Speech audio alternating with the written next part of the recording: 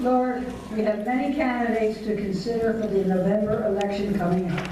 Help us identify the best candidates that will do your work and serve the people in the way you would want them to. Open their hearts and their minds. We come today to honor you and to remind ourselves of your pivotal place in our lives. We ask for your blessings on this meeting.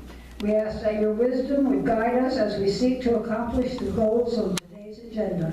Thank you for the opportunities you give us to serve you and to serve others. May our actions and our attitudes please you this day. We pray these things in your mighty name. Amen. I pledge allegiance to the flag of the United States of America and to the republic for which it stands, one nation under God, indivisible, with liberty and justice for all.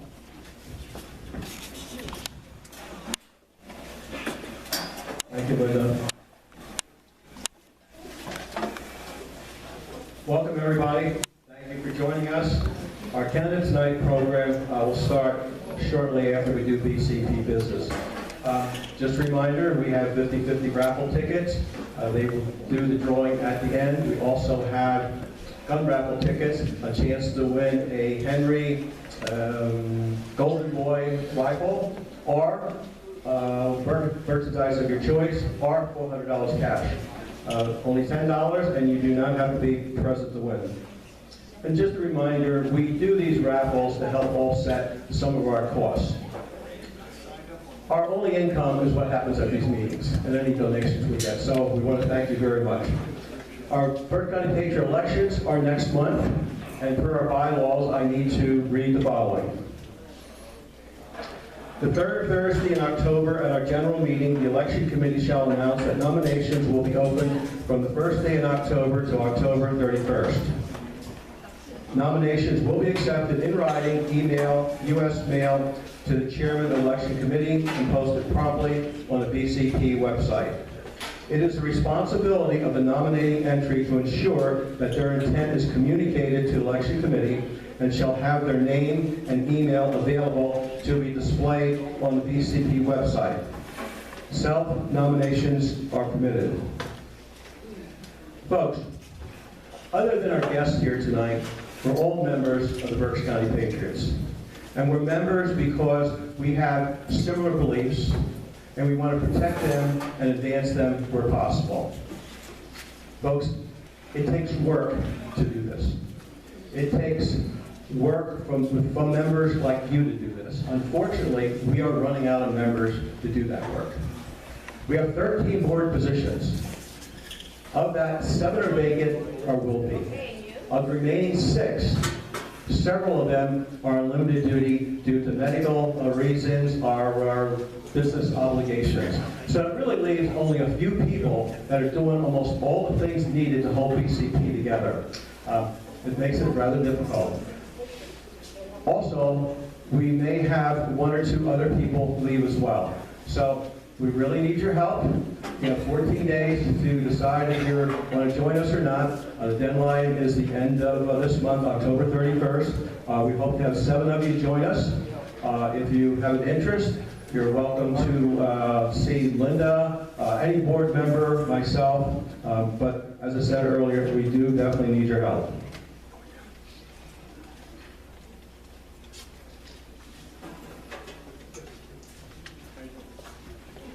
School property tax elimination. I know everybody loves this. The Berks County Patriots have not decided what bill we are going to get behind this moment. We can tell you that it must eliminate school property taxes, must eliminate, not reduce. We know what happens when anything is reduced. That means it can increase, so that's an absolute must. It also has to have a chance to get across the finish line. And so, you know, our options are still open. Now, you hear various supporters of bills point out the advantages of their bills versus the disadvantages of others. That's perfectly fine. Totally accept that. However, as far as I'm concerned, the most important thing is not comparing one bill to the other. It's comparing where we are today. Today, the system we have is broken. It's antiquated. We should have never had it. It goes back to Europe with the kings and landlords of the 14th century. It's antiquated. Corrupt, Sam. We have, what? It's corrupt. Yes, it's also corrupt. We also have people that must turn down their thermostats to save a couple dollars on the heat in the wintertime. We have people that skip meds, also skip some food in order to make sure they have money to pay their school property tax and other property tax. They live in fear of losing their home. And really, one of our main constitutional protections is the right of ownership. And here, this is what's happening. And we have over 10,000 families a year in Pennsylvania that lose their homes. We cannot allow this to happen. So when we hear people comparing a Bill A to Bill B, that's fine. But what they need to compare it to where we are today. And this is what we got to get rid of. No ifs, ands, or buts. Now, I want to thank all the people that are trying to move this along. We have people like Representative Frank Ryan. We have Representative Jim Cox, Senator Dave Bartle, Jim Rodkey, Ron Bolts, Dean Klopp, and many, many others. Now,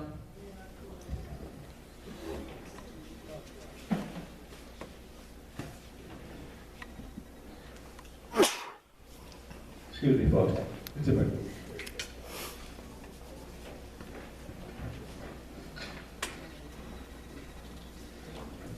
Sorry about that. Anyways, want to thank all those people for moving things forward. That also leads me into my good friend who's here tonight. I think he's here. I think I saw Tom. Yep. Tom Hewitt? Stand up, Tom. Where are you? Tom Hewitt. Tom Hewitt with Stouts Realty.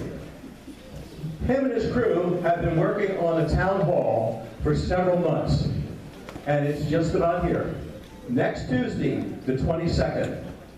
Now, Tom did town hall some years ago, and I'm going to tell you, he did a fantastic job, and I know the same is going to be here. We need all of you to be at this town hall. We need to show the rest of Berks County we really do want property taxes eliminated. The press will be there. We need to have the room full. No, we need to have standing room only. We need to have all of you people there. Do you understand? Please, Linda and I will be there. Tom, see Tom at the end, some information you might have for it. But anyways, it's Tuesday, next Tuesday is the 22nd. I think the doors open at 5:30, and it's at the Inn of Reading, is that correct? Yeah. Correct. Okay, great. Hope to see you all there.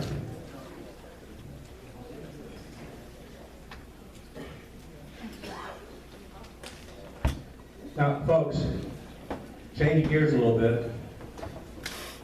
Some of you may not like what I'm going to read next. If there's anything here that you think is not factual, please prove me wrong. I need to read this very quickly because there is time constraints. The left calls themselves the party of tolerance. I'm going to read you the definition of tolerance.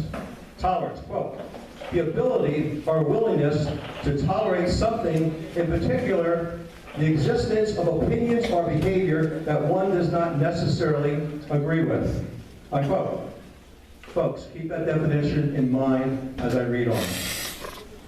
The Arizona Democrat Party in January is set to vote on whether or not to censure Senator Christian Sima. What's her crime? Why do they want to do it? Well, she only voted in the Senate against President Trump 81% of the time. Well, make sure you understand what I'm saying. Not for President Trump, against President Trump 81% of the time. For the left, that's not enough. She's guilty of not being obedient to the party line. No independent thinking, no deciding what's best for her state or for the country, only what's best for the party. Is that tolerance? Members of the University of Michigan community are outraged that the largest donor in the school's history held a fundraiser for President Trump at his home on Friday, August 9th. Stephen Ross has donated over $2 million to the university, double what the next closest donor has contributed. They're all upset. They want his name removed from any buildings and signage throughout the campus and to boycott his businesses. Is that tolerance? A charity event planned to honor an officer killed in 2018 in Southern California has been postponed indefinitely. Why? Because the police chief did not want Republicans to attend. Is this tolerance? I want to tell you about a local incident that occurred without mentioning names. I was at a function with about 100 plus like-minded people at a local restaurant. The owner knew who we were beforehand. We were there about 2 hours. We had 2 speakers and spent several $1,000s. The plan was to have 2 of these meetings, 2 or 3 meetings a year. When we called for the next booking, the owner told us that we were not welcome. When asked why, he said because 1 or more of the staff did not like us. Now, you decide what that meant. Folks, I totally support any business, any private business deciding who they can serve or not serve within federal guidelines. But I have a lot less respect for this particular owner because he capitulated to 1 or more snowflakes. I'm jumping around here a little bit. Another, there was a Trump rally. This is a recent one. Thursday, October 10th in Minnesota. Anti-Trump protesters tossed urine, pepper spray, set MAGA hats on fire, trailed and punched supporters, and much more. Is that tolerance? Folks, there are thousands more like this, brought about by the radical left. This is something that's happening multiple times each day ever since President Trump was elected. Many on the left are radical in their behavior towards anyone that supports Trump, a Republican, or a conservative. Innocent people of all ages, races, genders, and sexual preferences have been assaulted by the violent left simply for expressing themselves. The left's definition of tolerance is for you to agree with them. Anything less, you'll be shouted down, called names, or worse. You hear what's happening throughout the college campuses or to anyone with a Trump hat or shirt. Also to those Trump supporters that are out to eat or at a social event. Even if you donate to a person or cause that they disagree with, they want to blacklist you or worse. The left isn't even tolerant of the very people they say they are tolerant of. If you are gay, black, a woman, an immigrant, and you are not in lockstep with them, you are the enemy. Violence appears to be what the left wants. When I see some of the videos of what has happened to peaceful demonstrators and those just minding their own business, it reminds me somewhat of what happened in many countries in the past and what it led to. Very sad and very alarming. The left is not condemning the violence. Instead, they are encouraging it, and from the highest levels of government. The majority leader of the U.S. House, Nancy Pelosi, quote, wonders why there aren't uprisings across the nation, unquote. She then said, quote, maybe there will be, unquote. Remember, she's third in line to be the President of the United States. U.S. Congressman Maxine Waters she has said many things, called for mob violence against the Trump administration. Mob violence against the Trump administration. Even the president's 11-year-old son is a target. Peter Fonda called for a mob to kidnap 11-year-old Barron and throw him in a cage with pedophiles. Tolerance? Folks, the left is encouraging and inciting violence.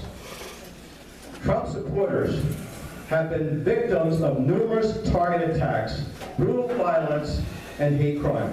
By March 2019, 334 reported hate crimes have been committed against Trump supporters. This is just the tip of the iceberg.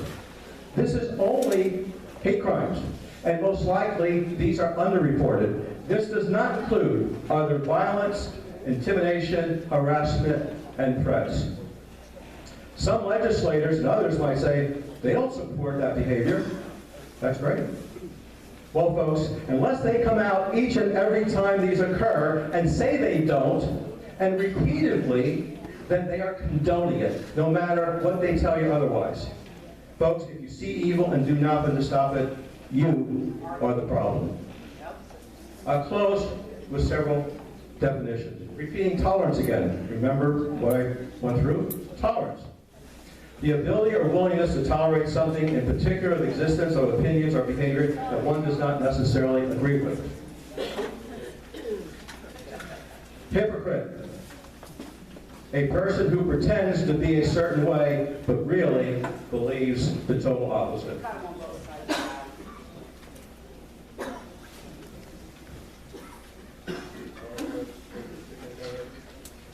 Hypocrisy. One whose actions are not consistent with their claimed beliefs. I'll close with a quote from Albert Einstein. The world will not be destroyed by those who do evil, but by those who watch them without doing anything. Our report, you decide. God bless us all.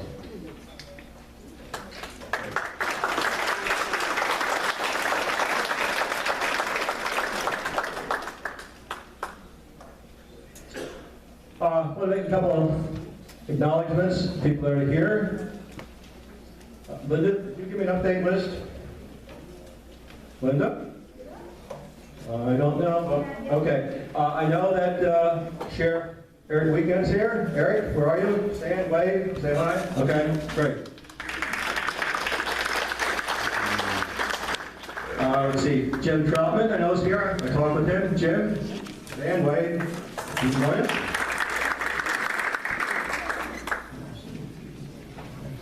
All right, okay, good for you. Okay, Fred's here. Stand. Hi, Fred. I'm only acknowledging ones that are not going to be speaking later on. Okay, a couple others that are here. Dan Tobias, Bern Township Supervisor. Dan, over there in the back. Hi, Dan. Let me just see here. Scott Eulinger. Everybody know Scott Eulinger? Where's Scott? Where? Oh! How can you miss it? Hi, Scott. Let's see, who else do I have on my list here? John Shepard. John Shepard here? Where's John? John? In the back. Okay. John is district captain for Convention of States Action Project. There's a joint committee meeting in Harrisburg, October 22nd. See John for more info. Stop by his table. Let me see here. Theo Jetson. Theo, I spoke with you earlier. Where are you? Folks, Theo. He's starting up a teenage Republican club in Northeast Berks County.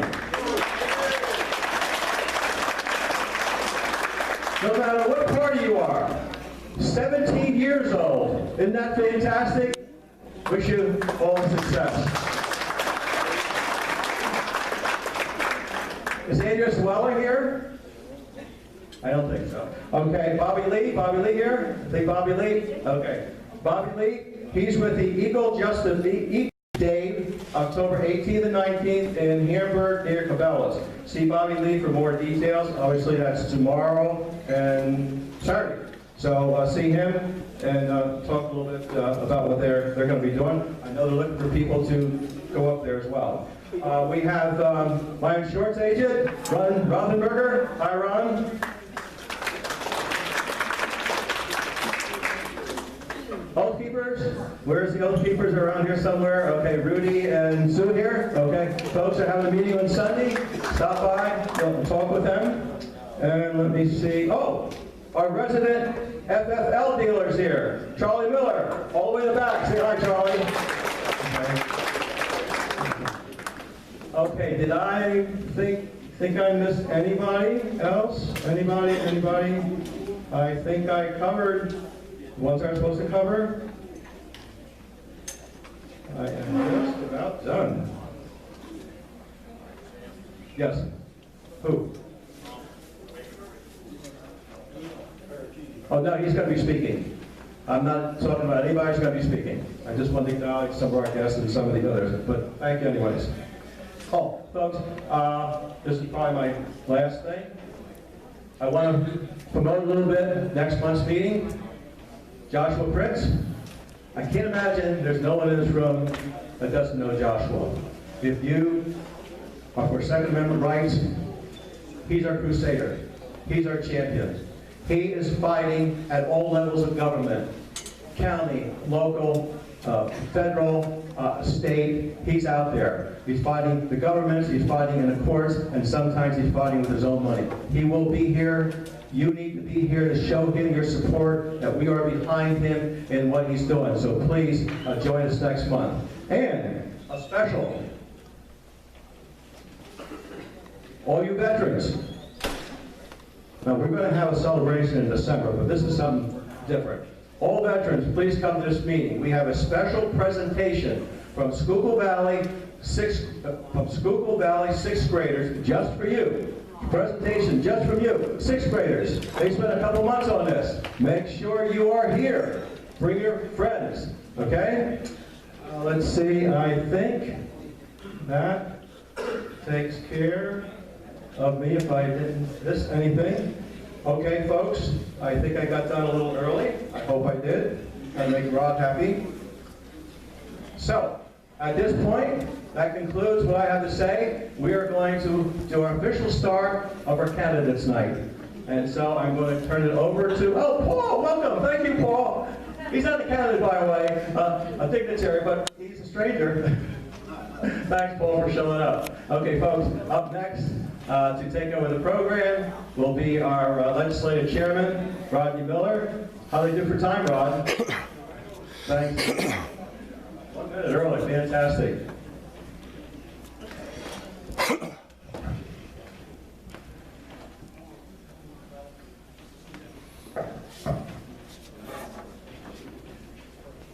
Okay, good evening, folks. We're on, right? Okay. Yeah, from here on in, it's all politics. We have a couple of surrogates. We have a couple of candidates where their opponent chose not to attend. And we're going to go through those folks first before we get into the debate of the 4 people running for our county commissioner slots. So, with that in mind, I think what we'll do, we'll have the surrogates. We invited 4 Superior Court judge candidates, and while none of the 4 could attend, 2 of them did agree that, or we agreed if they send a surrogate, we allowed the surrogate to read something on their behalf. So with that in mind, I think the first one we're going to have up to read, I'm assuming that somebody is here to read. We have Christine back first.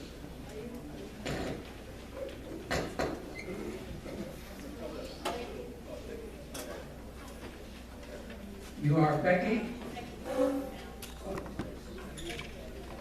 On behalf of Judge or candidate Beck. Yes. Can you guys hear me? I'm just going to read what she wrote. So, dear Patriots, thank you for coming tonight. Please know that I deeply regret not being able to be here myself, and know that I am deeply committed to our Constitution. to conservative values and principles that have made America the greatest and most free nation in the history of the world. My name is Judge Christy Lee Peck. I'm currently a judge on the Court of Common Pleas in Cumberland County. I'm working to earn your vote for Superior Court this year because I know, and I know that you know, that we need proven, experienced, conservative judges now more than ever. We need them to protect God-fearing citizens from career politicians who seek to subvert the will of the people and ignore the Constitution. Our founding fathers were so wise. They established 3 branches of government, one of which, the judiciary, is there to protect us from tyranny and from the overreach of activist governors and legislatures with radical agendas. Agendas that hurt businesses, threaten seniors trying to stay in their homes, and leave children, families, and whole neighborhoods unprotected from violence, crime, and drugs. You know this. You know that very often, judges are the last line of defense against governors who rule through executive order. And judges are often the last line of defense against legislators and their extremist agendas. You can be assured that I know this too. As a sitting judge, I've authored more than 100 appellate opinions and handled thousands of pretrial, trial, and appellate proceedings in every area of the law. That's experience you can get only by being a judge, and no one running for Superior Court this year has more experience as a judge than I do. That is one reason I am recommended by the Pennsylvania Bar Association. I've also served as a senior assistant district attorney, a criminal prosecutor, working to put bad people behind bars, but also fighting to get justice for and protect innocent victims. Working in the district attorney's offices of both Cumberland and Lancaster counties, I've handled more than 1,500 cases, from homicide to violent assaults, to rape, sexual assault, burglary, and more. As I have been crossing the state in this campaign, I hear how people believe that the liberal politicians don't understand just how dangerous and reckless their policies can be, or how much they undermine and threaten our great nation. As you look toward Election Day, you don't have to wonder if I'll be a conservative judge you can trust, because I have the record to prove that I am. But you don't have to take my word for it. I'm extremely proud to have been endorsed by the men and women who stand between us and those who peddle drugs and death and violence in our communities, our police and law enforcement community. Our state troopers, fraternal orders of police, and correction officers have all endorsed me because they know I'll work fairly to protect our citizens. Pennsylvania's firefighters, another group of brave souls who put themselves in danger to keep us safe, have also endorsed my candidacy. Thank you again for being here tonight. Thank you for your dedication to the principles and values we hold so dear. I'm humbly asking for your vote and your help in asking your friends and neighbors to do the same, so I can use my lifetime of experience and our shared passion for the Constitution to protect our liberties and our rights as your judge on Pennsylvania's Superior Court. Thank you.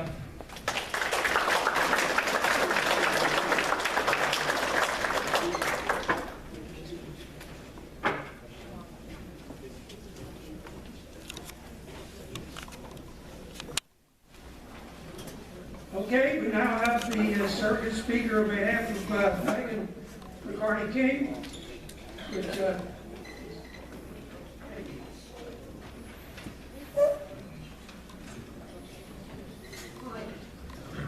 Can you hear me? Yes.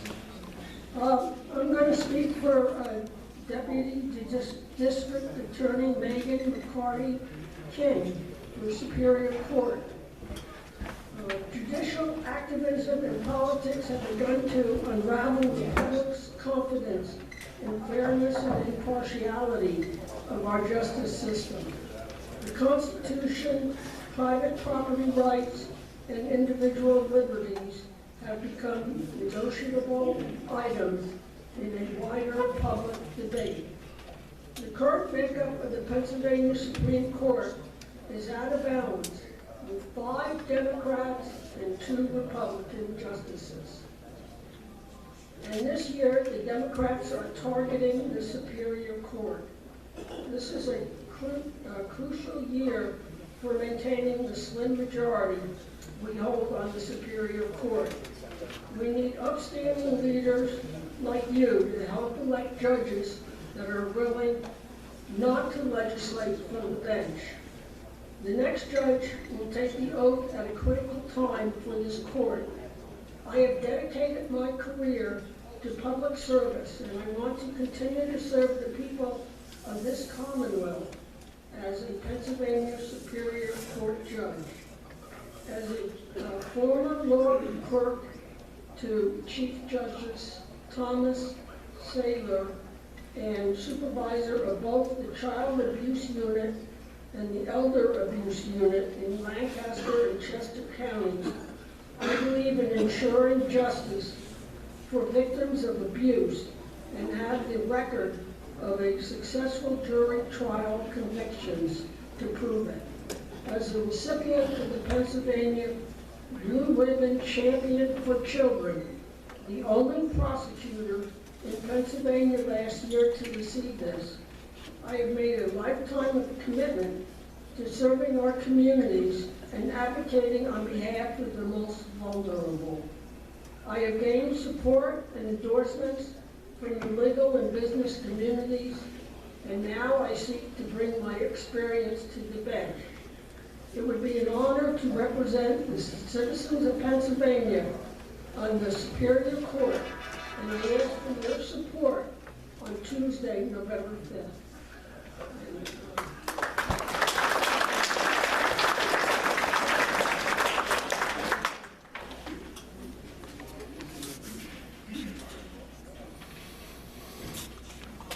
Well, there's 4 candidates for Superior Court, of which we will be electing 2. So since at least 2 of them had the initiative to send us their platform and have it read, just remember King Peck did show up.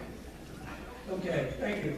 Now, the next candidate we have is for the mayor of Reading. Again, we invited both parties to attend this evening, and courtesy from him at least, the Miranda candidate, the Democrat candidate, at least sent me an email that he couldn't make it, which was, I treated that with respect as opposed to just not responding. However, the Republican candidate for the city of Reading, Lou Bergini, did agree to attend and would speak, and we'll now allow Lou to come up to let us hear what his platform is for a city that's in dire straits.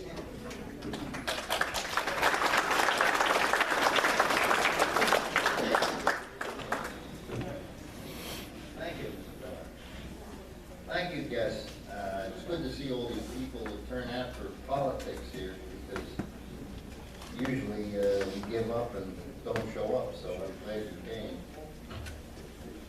You know, I'll start off with a quote that I have, that I like to start off with these talks, and it's about printing, and the gist of which is that if every printer worried about offending people by what he printed, there would be very little printing.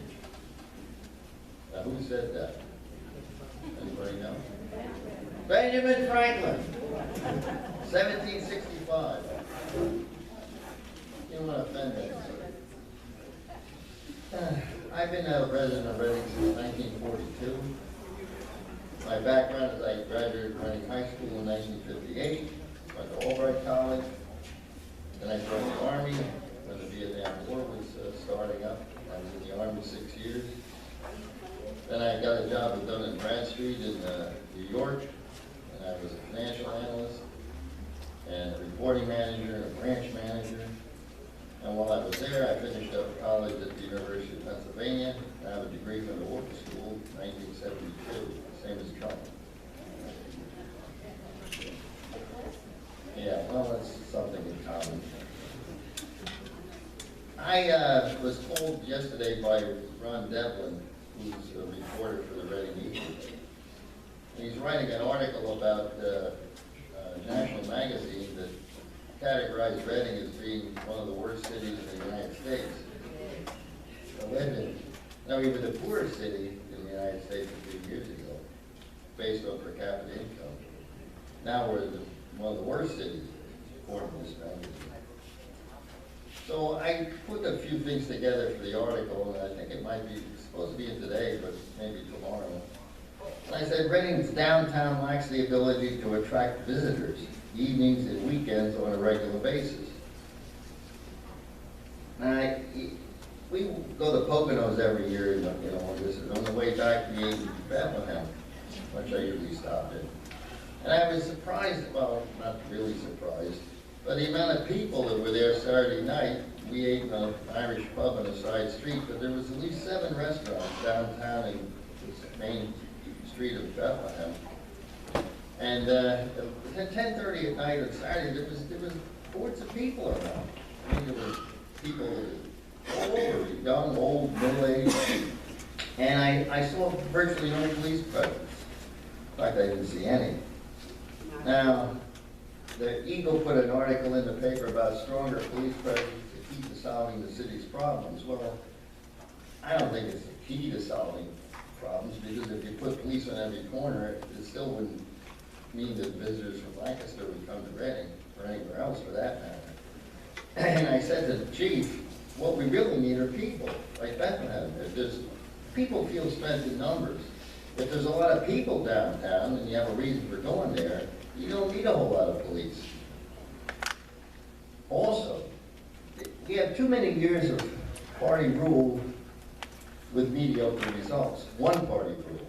Bad management, lack of focus on what's important to revitalize the city, a la Bethlehem. Too much emphasis on attacking the symptoms instead of the disease. We need a businessman, a leader to bring vitality back, not failed committees and boards. I remember when Ed Koch was the mayor of New York, and he used to walk around the street saying, how am I doing? How am I doing to people? You know, and he used to give out attaboys. The city hall used to give out a engraved plaque that said attaboy. You know, if he wanted to recognize somebody for doing something good, he gave him an attaboy. But when you thought of New York, there's 8 million people, or 12 million, whatever it is there. Ed Koch was kind of the lightning rod for the city. People liked Ed, and you know, things progressed.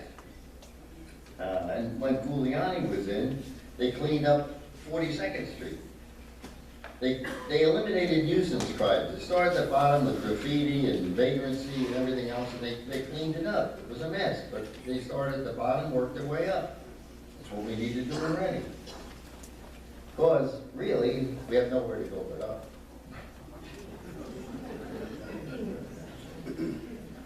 Now, I'm like Mort Soul. I saw Mort Soul, a comedian at the Copacabana years ago in New York. And he used to take a copy of the New York Times and do his whole act on the New York Times. Culture of corruption alive and well in Pennsylvania. Well, we have 3 mayors sitting in jail at our expense. Spencer got 8 years. Pulaski and Allen County got 15 years. And the guy in Scranton, I forget, Stupid, I think his name is, he's getting sentenced for 5 to 8. We had Kathleen Kane for perjury. We had Rob McCord, the state treasurer. He was involved in a bribery scheme. I mean, the list goes on and on with these people. You probably remember them. What do they all have in common? They're all Democrats. Not that I don't want Democratic votes, but, you know, the chips fall where they may. Pennsylvania ranks 50th worst in the U.S. in infrastructure. 5th worst. 5th. You should be asking your state representatives these questions. The infrastructure is the 5th worst in the United States based on the age of roads and poor conditions. Vehicle repair costs are sky high. We were 12th in the country for our rural roads, which are also in bad shape. Bridges, D+ grade by the Society of Civil Engineers. What's Harrisburg doing about this? Rail service. Now, I was supposed to be the rail guy under this administration. And there was a hearing in Norristown. SEPTA had a hearing about it. So, I don't know. They've been trying to get a rail service from Norris County to King of Prussia since 1967. We finally got a federal grant for $600 million. It's supposed to cost $1.2 billion for a 7-mile line. The reason why it's $300 million a mile is it's elevated 21 feet. It's a monorail, very expensive. Point is though, they project 7,500 riders a day, okay? Now I have a plan. I'm a railroad historian, so to speak. And I've ridden trains all over in Europe and here. We have some of the worst trains in the world. Now, we spend a lot of money elsewhere, but, you know, to get people from point A to point B, that doesn't seem to be a priority in this country. We don't spend the money where we should spend the money to enable older people and young people to get from point A to point B. This year, we had the bus service went bankrupt, the Reading Eagle went bankrupt, and the Reading Fair disappeared. You know, who do you blame? There is a way to bring rail service back, though. And hopefully I can get an article in the paper about that, how to do it. What we have to do is to build the ridership up. Only 230 people got off the train, by the way, in 1982 when the last train went through Reading. We can't justify spending hundreds of millions of dollars just for Reading. So my plan involves getting Montgomery, Philadelphia, Montgomery County, Berks County, Lebanon County, and Dauphin County together and run passenger trains from Philadelphia through Reading, Lebanon to Harrisburg. Now to do that, we gotta get rid of Norfolk Southern. I don't mean to kill them, but in other words, we gotta get the freight railroad off the freight line. Now there used to be a dedicated freight line from Akron to Washington Borough and the Schuylkill, on the Susquehanna River. But Conrail, in their infinite wisdom, decimated the line years ago. They were no friend to the public, believe me. Now, if that line were rehabbed, Norfolk Southern would have a dedicated freight line like the Pennsylvania built back in 1905, and they could run from Philadelphia to Harrisburg and give us the line to Reading, which was never the main line, it's a branch line. But we could, you know, that's what we have to do, but it's going to take time, it's going to take selling, it's going to take a lot of calls. There has to be an effort made, and somebody has to lead the charge. What I want to say too in closing is that public office is an opportunity to bring a lot of these things up to the public rather than just collect your paycheck, close the door, and, you know, read the New York Times. There has to be more to it than that, otherwise why run? I don't have any friends, you know, that people that, you know, that want to benefit from if I get elected in office. School tax review has to come, and I propose if I get elected to bring a busload of people to Harrisburg maybe every week or so, and make an effort to change the law. But I think it has to be marketed in a different way. In closing, you have to emphasize what the elimination of school taxes would do for the economy in Pennsylvania. Everybody would all of a sudden have significant amounts of money to fix their roof, to paint their porch, to make improvements. They go to Lowe's and Home Depot. If the sales tax would decrease more than two, like the other states, we could have enough money to do this, but I think it has to be marketed as a benefit. See, you have to emphasize what it's going to do for family cities all over Pennsylvania. They all need help. But Pennsylvania, in closing, like the gentleman said, it has an 18th century infrastructure. There's too many legislators, there's too many school boards, and the overhead is killing us. See, Governor Casey in the 70s put out a paper saying the state of the Pennsylvania was in dire shape, and we had to change. So that's what I propose, to be an active activist, not just focus.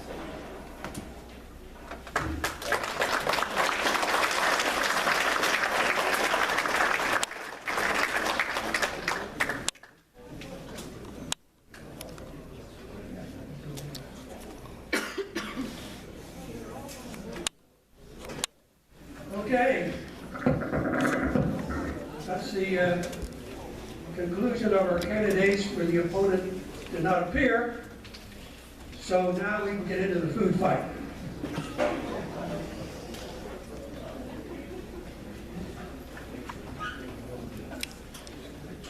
A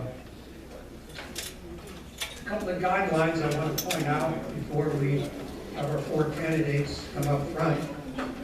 And they would be as follows. Now, I've rotated the questions so that all the candidates will have an opportunity to be the first on a question. But in the interest of time, not every question will have all 4 candidates respond to that one particular question. I'm trying to get as many things on the floor as I can in the time allocated. As an attempt at fairness, so that a candidate will not be blindsided, that the incumbents will be asked questions they should be able to respond with their knowledge, and likewise questions will be asked that should relate to the one's knowledge as a challenger. Unlike some debates you may have watched, the issues and questions were, in our case, not compiled overnight. We spent a lot of time figuring out what are the county issues and what kind of debate questions hit the airwaves, newspapers, television, to extract the best possible scenarios that allow you folks and the voters to get a real broad picture of the background of each candidate.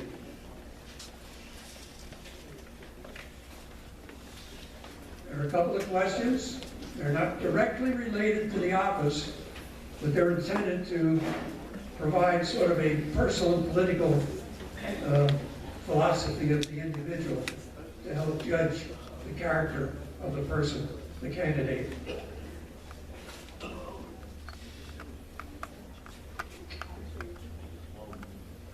If we stay on schedule, and we're still on schedule, I usually screw that up, but we're going to try to have a question or two from the audience when the questions that we put together are asked. So if you have a question that didn't make it to the floor, keep that in mind as we get near the end. We have our flag person here, Debbie, and she has a yellow and a red flag, what we use for the mayor. And we will attempt to hold the line on the responses to try to stay on schedule. So we'll have a yellow flag, which will give the warning in a case of a 2-minute answer. We might give the yellow flag 30 seconds to go, and a follow-up 1 minute, maybe at 45 seconds. But at the end of that period, the candidate will get the red flag and the hook.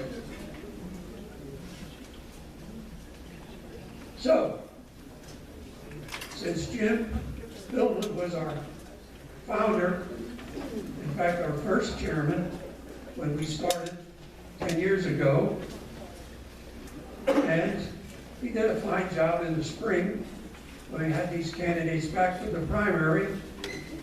So we're going to give him a second chance for these folks to be held accountable. And with that, I'm going to give you Jim Billman, our narrator for the evening. Hello everyone, I'm back for a little bit. At this time I'd like to ask all of our commissioner candidates to make their way up to the spot marked for you at the table. We're going to open this format with a 1-minute opening statement from each candidate. And I'll just read off your names in the order I have them, and then you can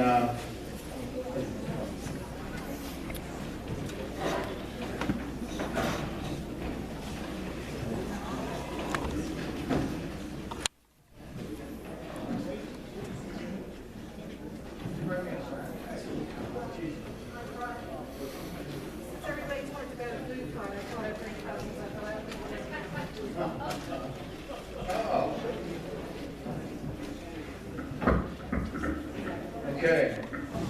This is going to be limited to 1 minute each. Yep. We're going to open up with Christian with the first 1 minute.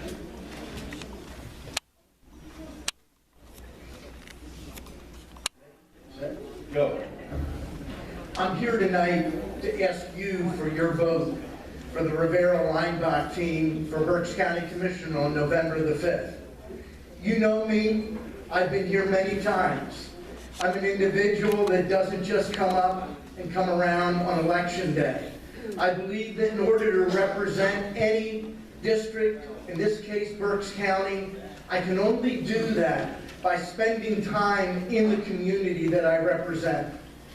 I've done a lot over the last several years, and hopefully we'll get to talk about that tonight. But one of the things has been testifying before the state and national government on pension reform, on the Cadillac tax, on regulatory reform, and on tax reform. And I stand with you and have for a long time calling for the complete elimination of school property tax. It is damaging our local economy and it's harming seniors and homeowners. Thank you, Christian. This time, Kevin. Good evening. I'm County Commissioner Kevin Barnhart. I want to thank the Berks Patriots for this opportunity to be here again, as we were in the primary. I have the compassion and passion to continue to be your Berks County Commissioner, and I hope we have some opportunity tonight to talk about my fiscal responsibility, the things I've been able to achieve as a county commissioner to save us budget numbers, save us millions of dollars. I have extensive experience in local government, and for some people they think that's not a good thing, but I'm very proud of 36 years of local government experience, 24 in the borough of West Reading and now 12 as your county commissioner. And I certainly look forward to the questions being posed tonight so I can really give you a better opportunity to understand who I am. And I truly believe experience matters. Thank you. Michael Rivera. Good evening. My name is Michael Rivera. I live in Bern Township with my wife and my 2 kids. Both my wife, myself, and actually my son as well. We're all realtors. My background is in real estate, in banking, and in business, which I feel is key to be able to serve as a county commissioner, because we need to make sure that 3 things are happening in the county within the next 4 years. And one is economic development. And when I talk about economic development, I'm talking about job creation and workforce development as well. We need the jobs, but we also need an educated workforce to be able to carry out those jobs. Another area is fiscal responsibility, and the third area is keeping taxes low, and I, as well as Christian, agree with eliminating school property taxes. Excuse me, thank you. Donna Reed. Good evening, everyone. Thank you for hosting this event. My name is Donna Reed. I know you, and I think you know me. I've been a reporter and editor for many years, telling the stories of Berks County, being the eyes and ears of the public. Several years ago, I decided to change that equation, and I have been a member, a proud resident of the city of Reading, and a member of city council for several terms. I look at the county commissioner's seat because I believe we better need to knit together all the components of our community. I grew up in a farm. I believe farming community, agriculture, and the urban setting are mutually dependent on each other. Economic development will rise us all up. There needs to be more transparency in county government, and we need to make sure that the Berksheim stays public, not just for 2 electoral cycles, but the long-range plan, so your children, my son, grandchild, has a chance to live in that wonderful place if that need arises. Thank you, Donna. Now, hold on to the microphone. We're going to start with some softball questions, but they will get harder as time goes on. So the first one is a 30-second response from each of you, and that will start here and work our way down. And that is, where do you stand on the pro-life, pro-choice issue? I'm one of those people that doesn't necessarily believe government needs to intrude on our private lives.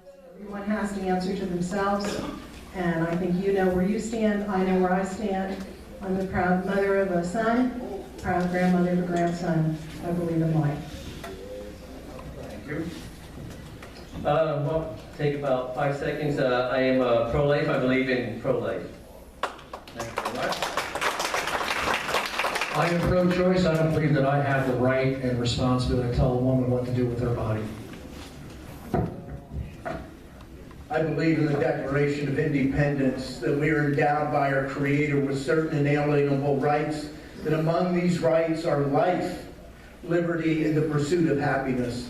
I'm proudly pro-life. Okay. Question 2, we're going to start with Commissioner Rivera and Donna Reed. The election's November 5th, you're rushing it. Sorry, and we're going to start with Mike Rivera, and then Donna Reed, you have a 2-minute response. And what is your most important private and public sector accomplishments that you believe voters should know about you that have made you or will make you a positive difference for Berks County? 2 minutes. So if it's one thing, right now, if you're familiar with the city of Reading and you're aware of what's going on right there, there's a development going on at the corner of 4th and Elm Street. That property has sat vacant for many, many years. It was deteriorating. Roof is halfway gone. I mean, it's really, really bad shape. It was the city garage for many years, and then it basically just sat vacant. Really, nothing was done there. So it was a blighted area. It was, make that corner look ugly. And just recently, I was able to help one of my clients purchase that property. I'm currently working with him in converting that. It's an $8.5 million project for the city of Reading. It'll bring approximately 150 jobs to that area. And his goal is to be able to hire people that live in that area that don't have car or other means of transportation to getting jobs elsewhere. And there will be 4 different businesses there. One will be a supermarket in which he focuses on fresh fruit, fresh vegetables, and fresh meats, understanding that most of Reading is a fresh fruit, fresh meat, and fresh vegetable desert. So he wants to make sure that the people that live in that area, the residents of that area, have fresh food. It will also be a restaurant where people can go sit down and eat there. On the 2nd floor, it will be a wholesaler to be able to provide supplies to local bodegas, local restaurants, so they don't have to go elsewhere to other counties and buy what they need. That way it can stay local, and it'll also be a small manufacturer in that building as well. So it's one, bringing jobs to the area, and it's also developing an area that has been blighted and forgotten about for many years. And I'm very excited to work with that project and proud of what's happening in that quarter. Thank you, Michael. Donna, 2-minute response, please. Well, first of all, I'd like to thank Michael for his confidence in the city. Thank you, Michael. He's done a great job, and there's so much in the city that is coming back. I look at my life, I've spent most of my life in the private sector, and I think that's important. I don't think people should be in government forever and ever as their primary source of income. I've worked in the private sector. I'm at an age where I've been around for a little while, and I look to finish my public service, hopefully as a county commissioner. If you're looking at what we've done over the years, I've been a reporter and editor for the Reading Eagle when the Reading Eagle was truly the Reading Eagle. I see Chuck Gardner here, fabulous photographer, my husband who was a very good editor there. I have a lot of pride in that. I have a lot of pride in the coverage I did of city and county government, the stories I wrote, the transparency that was a part of that, including some difficult times both on the county level and the city level when people were not behaving as they should. In terms of working within the city government, you all know that we're a distressed city, Act 47. I remind you that I am a proud resident of Reading. But I tell you that we are an Act 47 city. We have 34% plus of our properties that are non-taxable, including our city and county government, our nonprofits that are all clustered in the city. That is all added to the issues of the city. We have affordable housing, which sometimes has created more problems in terms of the lack of people wanting to live there and the destruction of single-family homes into multiple properties. In terms of accomplishments, we're shepherding the city out of Act 47. We have saved a tremendous amount of money on our wastewater treatment plant by reducing the cost by hundreds of millions of dollars by rehabbing some components and improving others, building new. And finally, one of my proudest moments was under the administration of Mayor Tom McMahon, my fellow councilors, working with the county, Mark Scott, Judy, and the park system. Thank you. Our next question will be for our 2 incumbent commissioners. We'll start with Kevin Barnhart, and it's 2 minutes each. Do you believe Berks County is better or worse off today than it was 4 years ago? What will will you do to continue to grow Berks' economy and jobs beyond the current record employment? The kind of jobs are even more important. What are you doing to attract good-paying, full-time, full-benefit jobs to our county? Well, certainly the county's better off than it was 4 years ago. We continue to progress mightily. The job economic area is tremendously burgeoning. I think this past year alone, we retained 780 jobs in Berks County. As a county commissioner, oftentimes I'm asked to meet and facilitate site selectors coming in from other states or even other countries. I was proud to be involved in Carbon Light, a recycling firm that's building in Muhlenberg Township, directly across from Bob Fisher Chevrolet, that should be operational next year. 130 jobs and $80 million in new investment in this community. Also on Route 22, right behind the Walmart, north on, it's bisected by Muhlenberg and Albany Township, involved with Chris Brassler, 2 buildings being constructed there. Just a lot of opportunities working as a county commissioner. And I also think that transportation infrastructure really plays a big key role in economic development. It's about job creation, job retention, and it's also about creating an infrastructure that will work. So a number of years ago, I joined with the Chamber Alliance and my office and formed the ReadingBridges.net, which really communicated the positive effect of the rehabilitation of the Buttonwood and ultimately the Penn Street bridges. And somewhere down the road will be the West Shore Bypass. We've engaged the community and communicated with the community because in order to be a job-producing, job-creating community with a lot of opportunities, we need a productive roadway and transportation network. And we have finally, after 30 years of benign neglect, started to rehabilitate our county bridges. That only started in the last few years. The prior 30 years, we had the worst bridges, bar none, in the county, including all municipal and state bridges. Thank you. Thank you. Follow-up, Commissioner Linebaugh?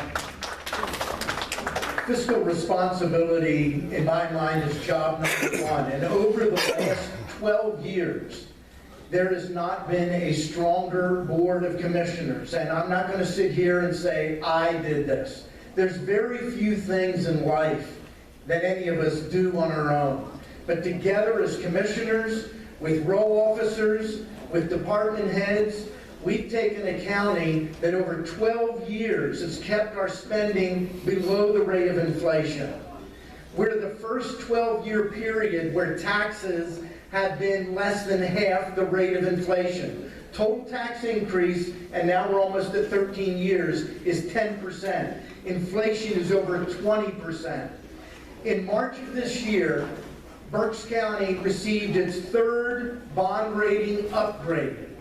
It is now AAA plus stable outlook. It's the highest bond rating you can get. And you may say, what does that mean? Well, here's why we got the bond rating. Number 1, they identified that our county continues to pay down its long-term debt. And number 2, our county continues to grow economically.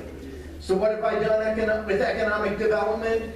I've worked closely with companies like Eagle Brass, companies like Equus Partners that just developed or is developing the old VF site. I helped them with a process called JEAP, Joint Economic Approval Program, where we brought all of the players into a multi-hour meeting to discuss what needed to be done and how it needed to be done. That is the project that now brought us Teleflex, brought us the new Drexel University College of Medicine partnering with Tower Health. In the last year, we've seen a dramatic increase in jobs and in good jobs. Year over year, 1,100 full-time manufacturing jobs. Thank you. Our next question is considering the city of Reading. We're going to start with Donna Reed for 2 minutes and a follow-up by Christian Linebaugh for 2 minutes. And the question is, how do you view the city of Reading relative to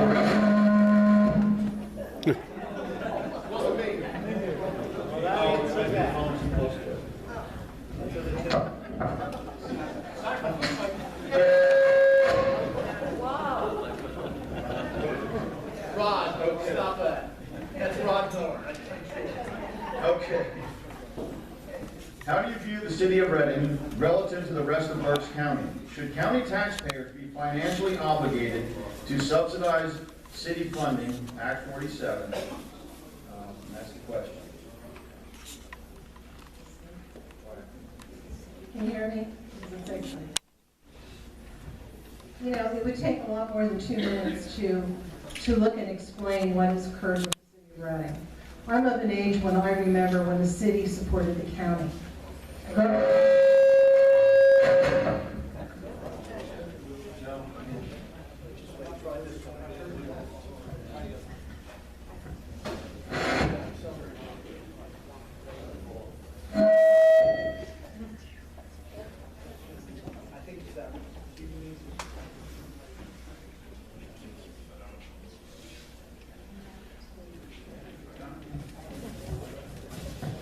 Nervous here. Am I okay to start? Okay, thank you. Having grown up on a farm, my dad, my uncle had Huckster roots, my grandfather before them. The city supported us. The city was the reason we could keep our farm, and we had it for nearly a century. Times have changed. Clearly, everyone knows the status of the city, the economic status. People go, as our immigrant ancestors did, where there is a place that is reasonably priced. There's been an enormous influx of people who can't afford to live anywhere else, and the city prices reflect that. But there's also been an enormous outflux of people who used to live in the city and took pride in it. The result is we have a lot of absentee home landowners, landlords, and that's contributed to the problems in the city. We also have a huge nonprofit and government tax group that buildings, and properties that don't pay any taxes. All that adds to Act 47. We're responsible as a city for police fire protection for all these people that come into the city, not just residents, but also the government employees and everyone else. That takes a toll on the city, and people go home and they go back to their houses, but we're protecting them while they're there. We've worked hard in Act 47 to try to keep taxes low for people so that they aren't taxed out of their homes in the city, that the middle class, and I guess I'm part of that, my husband and many of us, that we can stay there as well. I think, truthfully, that the county and economic development entities have turned their back on the city of Reading. And I think that's happened through several administrations. Mayor Tom tried to make that different, and then we've had 2 really bad mayors, and that unfortunately has hurt things. But I believe that coming up, Michael, thank you for your confidence in the city. A lot of folks that he's in touch with have confidence. We're coming back, and I think you'll see starting January with a new mayor, a whole new world. There's a lot of projects and buttons waiting to be pushed. But we will rely on ourselves, we'll work with everyone, but we are all in this together, and I'm proud to be a resident of the city and a member of City Council, and I look forward to working with everyone. Thank you.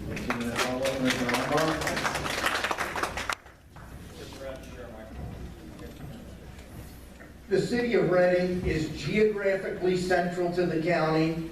It is the largest municipality by far, 90,000, and the fact of its urban center is the reason we have 4 of the 5 colleges and universities in Berks County, either in Reading or on the outskirts. Penn State Berks is just outside Reading. Albright, Rack, Alvernia are part of Reading. Reading is important. To ignore the city of Reading is to ignore the city at our peril. We do not subsidize the city. We're not involved in the Act 47 at the county level. But let me tell you what we do get involved in and have been involved in for several years. Donna referred to this a little bit. The last 2 administrations have been brutal to deal with. But the Berks County Redevelopment Authority has worked with acquisition and demolition of dilapidated properties, acquiring them, demolishing them, getting them as clear lots, and getting them back on the private rolls. They worked for years trying to help the city with Mayor McMahon on the Buttonwood Gateway project. I remember walking with Donna Reed and Vaughn Spencer when Vaughn became the mayor to find out what is happening. And they told us The mayor told us all kinds of good things were going to happen, but they never did. Let me tell you some good things about Reading. Alan Schumann and Schumann Development is a huge success story. The current mayor refers to him as the devil. I refer to him as a free market capitalist that cares about Reading and knows it can work, and he's made it work. Small businesses throughout the city. And he's doing it again. He's redeveloping the A.W. Golden property. That's how you turn around a city with private investment and private development. Thank you. Our next question, we will start with Commissioner Linebaugh, and then we'll have, for 2 minutes, and we'll have a follow-up with Mike Rivera and Donna Reed, each with 1 minute. And this concerns roads. Is the transportation network connecting Berks County with surrounding areas sufficient, i.e. 178, 222, Route 12 bypass, et cetera, et cetera? If not, what do you see as a need for improvement in our county? The transportation system is better than it was 12 years ago, but it's not where it needs to be. The two biggest projects are 222 North and the 422 West Shore bypass.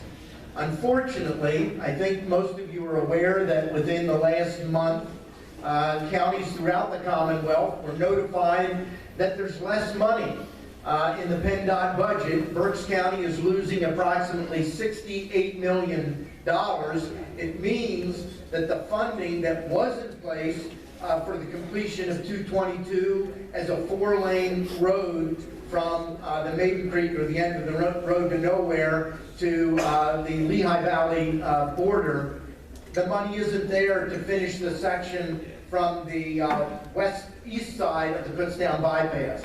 It also means that the West Shore bypass project probably is going to be a 20-year project, not a 10-year project. And as most people know that use the West Shore bypass, unlike 222, there are no easy ways around. And it will have to remain open while it's under construction. We have serious concerns. Those are the two biggest. There are other projects. Passenger rail service is something we need to look at. I will respectfully disagree with Mr. Perugini. You're not going to get rid of Norfolk Southern.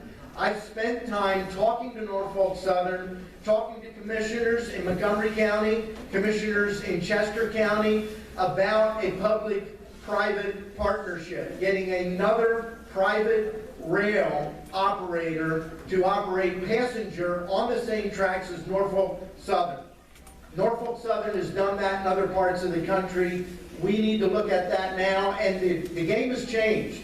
Drexel University is talking about getting service from Philadelphia to Wyomissing because of the new medical campus. Thank you. We have a 1-minute follow-up from Michael Rivera and a 1-minute follow-up from Donna Reed.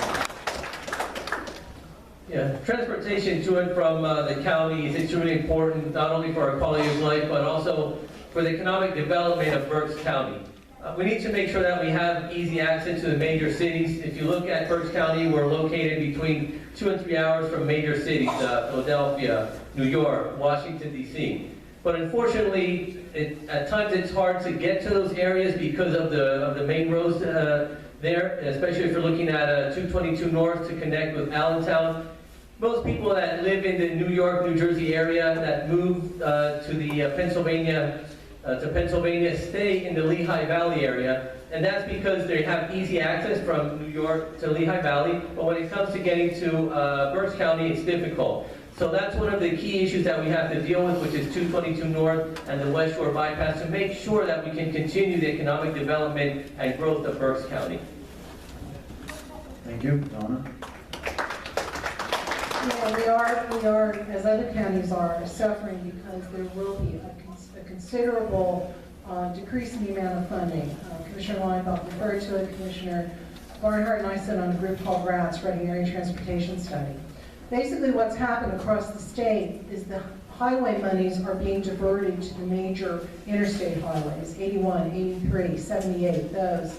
Whereas 61, 222, 422, all these highways are going to be suffering, the state highways.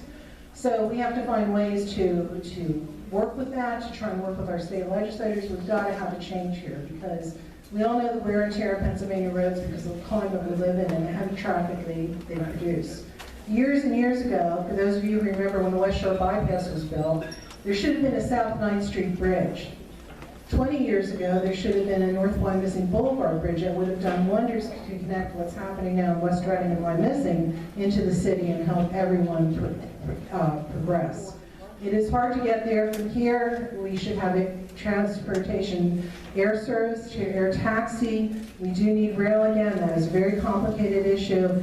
And thankfully, Klein Bus out of Douglasville is starting to take the fill the vacuum left by Bieber. That's starting to happen, but we also see within the city of Reading many entrepreneurs who are starting services, van services to and from New York and to the airports. Thank you. Our next question, we're going to start with Michael Rivera for 2 minutes, and follow up by Commissioner Barnhart for 1 minute. And this has to do with farmland preservation. We're trying to juggle these up that everybody's going to get a chance to go first. Considering, this is known as clean and green farmland preservation. Considering good paying jobs and industrial development being a priority, is using taxpayer money to pay landowners to block development prudent or even right by those paying the bills? I think when you're looking at development, you have to look at development overall. What goes best in what areas. You can't just say, well, you know, let's look at this piece here, let's look at that there. You have to look at the overall area and see, okay, based on where we're headed, what do we want to do? And some of it may be farmland preservation, so there may be industrial development in some areas. When you look at the clean and green and some of the other issues with supporting the farmland, I think it's important that we do preserve farmland. Farming is the biggest drawing a blank here. Thank you. It's the top business in gross income in Berks County. So I think that it's important that we preserve farmland, that we help farmers, that we help them grow. They are going through difficult times right now, so it is key that we help them grow. But like I said, we need to make sure that when we're growing the county that we're working with the farmers to protect what they need to do to protect their land, but that we're also using the other land that's available because there's lots of other land here in the county that we can use for industrial development to make sure that we're growing and making sure that we're keeping pace with other areas and developing the way we need to develop to move the county forward. Thank you. Barnhart. We're about to approve our comprehensive 2030 plan. It's been held up for several months due to some disputes regarding rural conservation and future growth areas. So we are very mindful of where development should take place and where farming should flourish. Ag preservation and clean and green are two different subjects. Ag preservation is basically in perpetuity that people have given up their right to do anything other than farm on that property. Clean and green is a tax rebate depending on your soil quality, whether you have timber, whether you have other factors. So you don't have to be a farmer to qualify for clean and green. You have to have at least 10 acres of property that's not developed. So I just want to clarify that for everyone here. And $2,500 an acre, when a farmer can probably sell it for 10 times that much, isn't a large price to pay for ag preservation. And furthermore, I've been in many settlements with the farmers. Most, if not all of them, put it back into their property. New equipment, new tractors, and things like that to prosper. Thank you. Thank you. Mr. Barnhart, we'll start with you on the next question for 2 minutes and a 1 minute follow-up by Donna Reed. And this has to do with taxpayer-funded public and political pensions. They seem to be out of sync with the private sector pensions. How do we get there, and what can be done to correct the problem? Well, there's no excuse. We are a function of state government. There's a county code about this state that was passed down from the state government. Until the state changes the way we can administer pensions, we have a defined benefits program in the county of Berks. The elected officials and the employees receive benefits that are guaranteed at retirement. It has to start at the state. Do I advocate for it? Absolutely. I think there should be a transition out of it into a 401k style plan where there's more risk involved with the person that's employed. But again, I'm not making an excuse, but we have no authority to change what is done today. And this is a burden for the teachers. So we can talk all we want about education, but I think that's really the big number here. And before I finish, we all talk about property tax elimination and property tax and all that kind of stuff, but recognize the Constitution of the state says the state shall provide for public education. They are not holding up their end of the bargain. They keep kicking the can down the road. The funding formula is a mess, and they keep pushing back the local school districts. They take the brunt of the pressure for it, but your state legislators and state senate and the governor have to get off their ass and fix the school tax elimination. Thank you. 1 minute follow-up. Prior to the city going into Act 47, we would have arbitrators come in regarding our bargaining units. The arbitrators would not look at the city's financial condition, and usually the decisions were ruled in favor of the bargaining units without any respect to the city's financials. Act 47 has changed that, so now there is a cognizance of what our financials are versus what we can afford when we're working with union and other contracts. Years ago, there was a pension program called DROP for our police officers. Many of them can take advantage of that. That has been extremely expensive for the city. I don't begrudge anyone in responsive services and emergency services the kinds of risk they face, but that has really taken a toll on the city. And those officers then, many retire and go to the county, and we continue under the terms of that contract to pay their health care costs when they're already working for the county. It's drained us, it's a difficult thing. Pensions across the board are, there's nothing simple about them. Thank you. Our next question, we'll start with Commissioner Linebaugh for 2 minutes and a follow-up by Donna Reed for 1 minute. And this has to do with the Berks County Residential Center. I do believe it was the old youth detention center, is that correct? No? Somebody said that. Anyways, is housing illegal immigrants. Apparently, until their disposition of their cases, which based on backlog will be forever. Who agreed to this agreement? What is the cost to Berks County? Are these people asylum seekers or simply violating our sovereignty laws to escape from their own country's deplorable conditions? Should any of these detainees escape and create havoc locally, are we financially liable for this? Let me take a breath before you start the clock here. Number one, the individuals that are in that facility are families. The agreement started in 2001. They are primarily asylum, but not all. Some are people that primarily cross the northern border or come in what appears to be illegally through our ports and airports in the Northeast. I will tell you, and we've documented this again and again, this doesn't cost the taxpayers a dime. There's two pieces.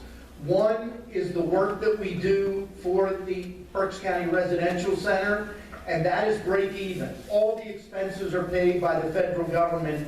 These people have to have somewhere while their case is disposed. Number two, we also have office space for Homeland Security.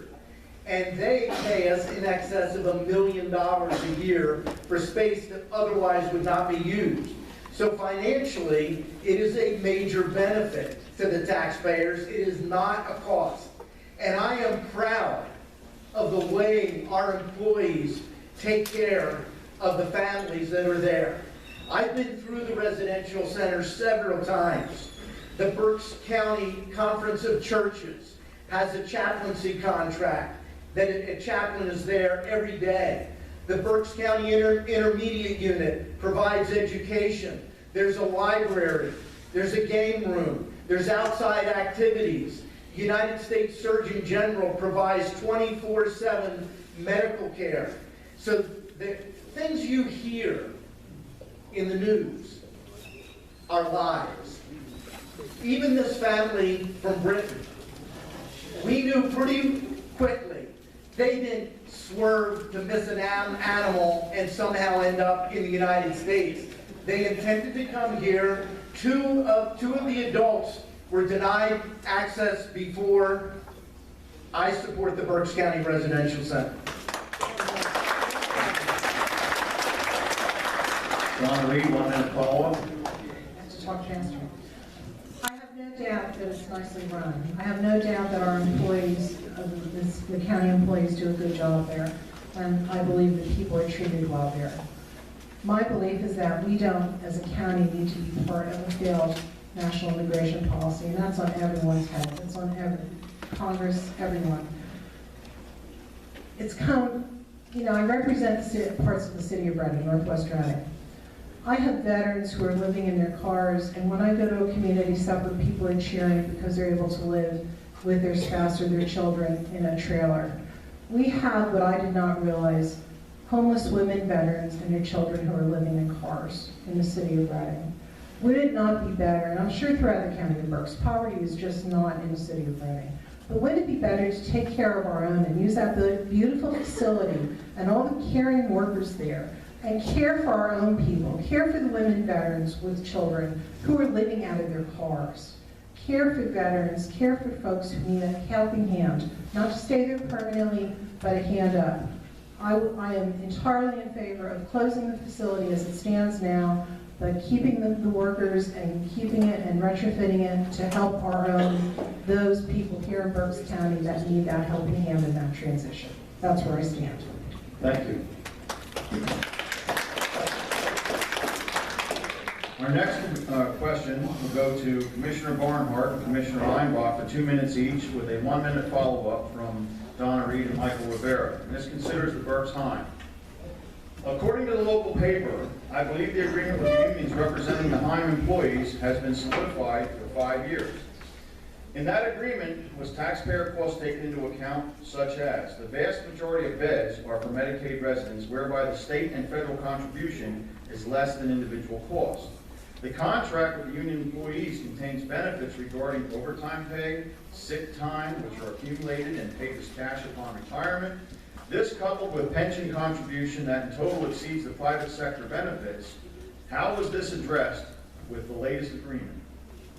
Start with you, Mr. Barnhart. It's true that almost 80% of our beds are Medicaid beds, and that's for the folks who can't afford or are not unable to afford to live somewhere else. But I will tell you, we have, I would say proudly, that we have the best nurses, LPNs, and staff at our Heim, second to none, any other nursing home in the county. And why? Because they're treated fairly by the county.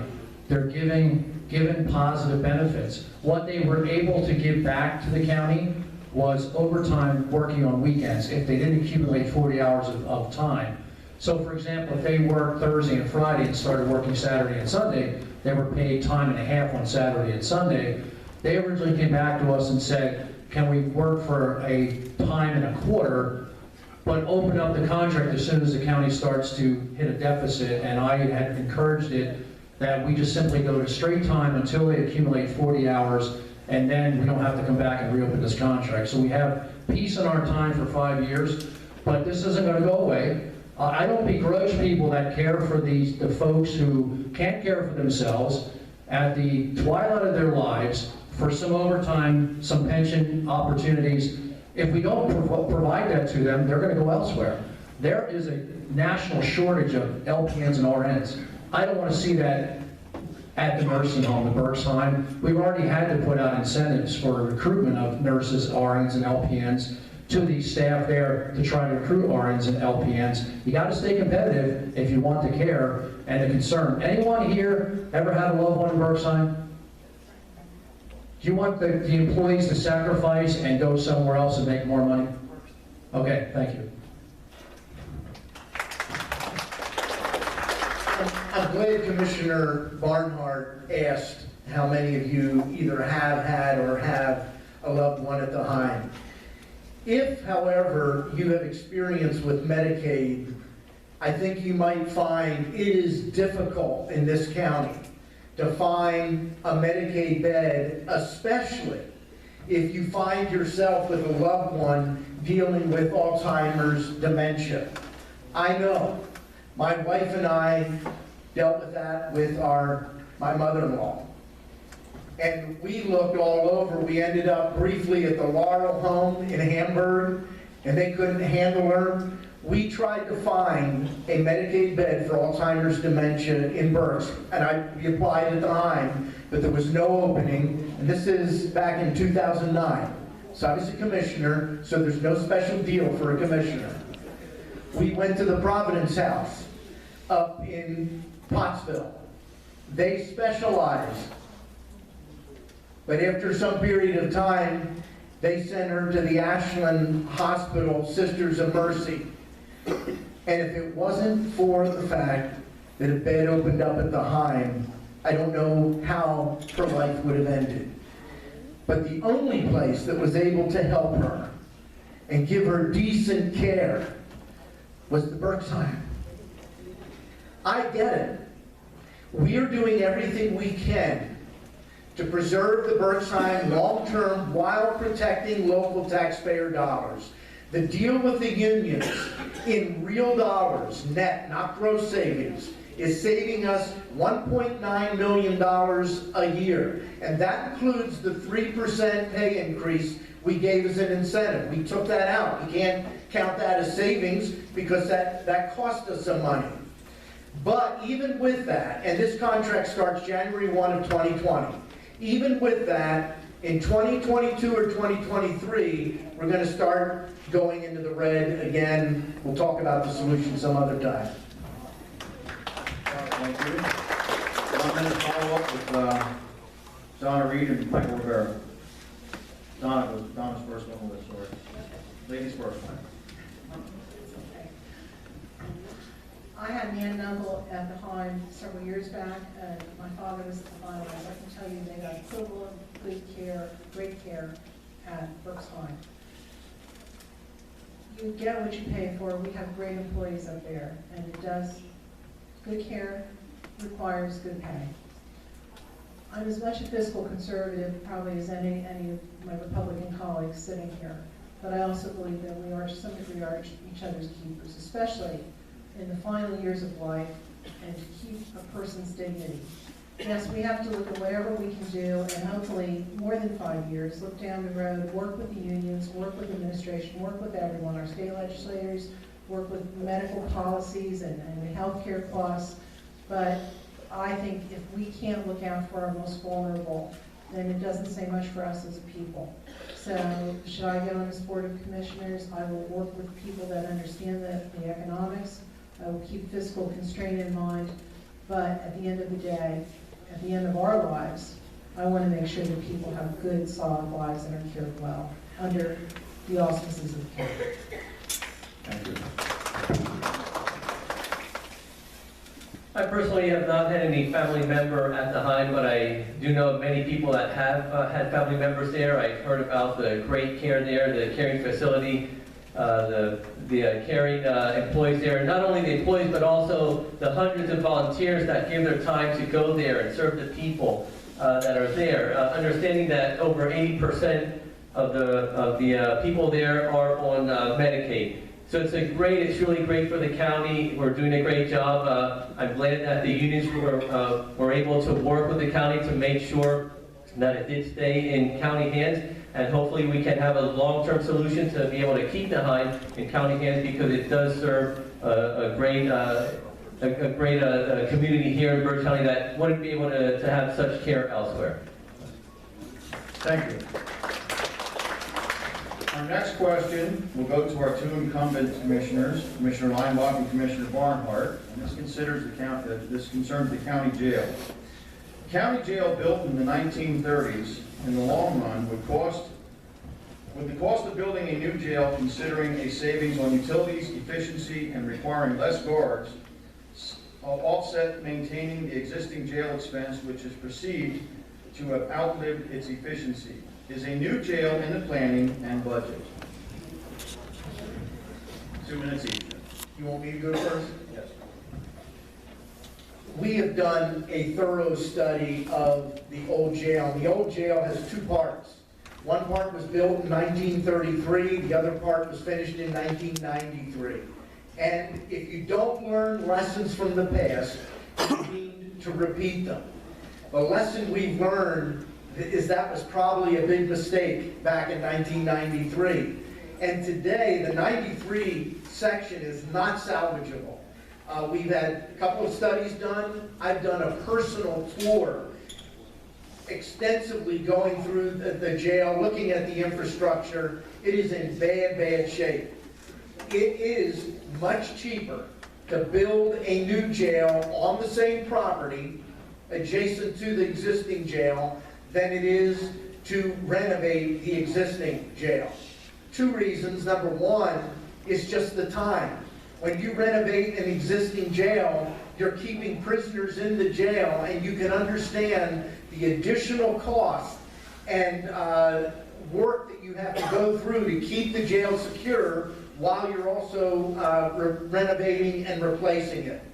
But it also doesn't make sense to, I think the Bible says, to put new cloth on old cloth, or new wineskins on old wineskins. And that's what we would be doing, mixing the old with the new.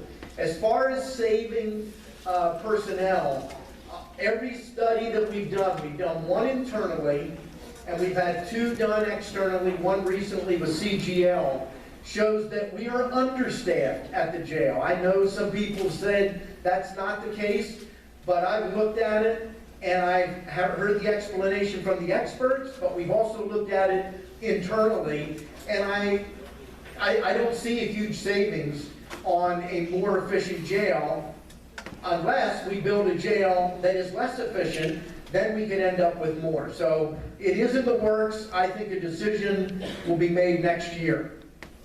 Thank you, Commissioner Barnhart. So I don't repeat what Commissioner Linebaugh said, I'll add to what he said. A new jail will be more efficient. With modern day technology, we're looking at the prototypes of rectangular jails, less windows, less roofs, less issues like that. But we've been at this for several years. It will be the #1 development the county has ever undertaken. Far surpasses the Tower of Terror or the Services Center from the early 90s. But with respect to staffing, we are a 96 to 1 ratio. We have corrections officers, not guards, corrections officers overseeing up to 96 inmates. The national average is 48 to 1. We are grossly understaffed with respect to sergeants, lieutenants, and captains, probably half of any other Class 3 county in the Commonwealth of Pennsylvania. What we suffer from is not new jail cells, but medical, mental health, recreation, community reentry, and PREA, which is Prison Rape Elimination Act, and programming space. So our numbers at the jail have gone down since 2005. We maxed at 1,350. We're down to about 950. That's based on diversion. Thank you. I want to respect times. Thank you.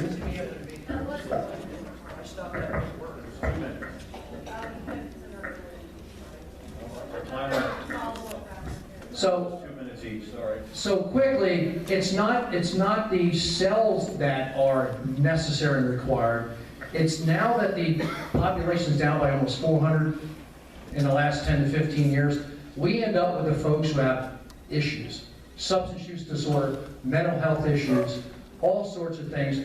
The state has closed down all but 2 mental health facilities that actually handle folks in the criminal justice system, one in Norristown, one in Torrance. The wait time to get into one of those facilities can be as long as a year for people to get in there. We end up being a mental health provider, and we shouldn't be. People do not get better in jail, believe me. They get worse in jail. They don't belong. A lot of folks with mental health disorders belong somewhere else, not in jail. Thank you. Now, we have time for an audience question or two. Is this microphone working? Because I can't hear anything. Okay. Anyways, is there any questions from the audience of an issue that we have not covered? And it's no statements, a question, please. Okay, right here. No speeches, just quick get to a question. Simple question. I wondered your opinion, if you could tell us all your opinion of 5G and the mandatory installation of smart meters in Pennsylvania.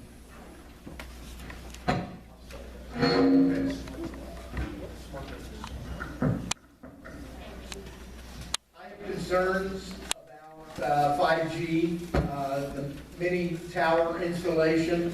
The National Association of Counties, in its platform, has taken the position that we have 2 concerns. One, There's a very strong effort by the FCC to take away local control on the placement and location. They're going to be placed in the corners of buildings, on the tops of telephone poles. They provide broadband, and that's a huge need. But there's concerns secondarily about health, and the National Association of Counties, and I support this, wants those concerns addressed. Smart meters are a similar issue. Pennsylvania is one of the very few states that does not allow businesses or residents to opt out of the smart meter program. There's legislation in Harrisburg right now to allow that. I don't know what the status is right now, but that's where I am. I don't think if people have a concern about a smart meter on their home, I don't think they should be forced to have that smart meter. And we need legislation to give us that right like many other states already have. What he said. I have to agree with Commissioner Linebuck as well. Thank you. I think we definitely need more broadband and more internet access in our rural and our forested areas of Berks County. We do have many of those. 866 square miles of a county, we've got a big county. Smart meters, you know, how many of you have one of these Amazon Alexis things in your house that you ask questions of, carry a smartphone? I think Big Brother, Big Sister's watching us all the time. I'm concerned that smart meters are a part of that whole thing. I look for this legislation and see what will happen with that. But I do think with the 5G, the broadband, we really need to make sure our agriculture and our outside community, our outer tier community has the ability to have internet. So I'm leaning towards support of that because that's really necessary in the agriculture community where many places there's no internet access. Thank you. We have time for another question. Is there another question? This is for City Councilwoman Reed. As a City Councilwoman for more than 15 years, what do you have to say about the Reading Public Schools, which have been rated recently as the worst in both the county and state? Well, let me tell you.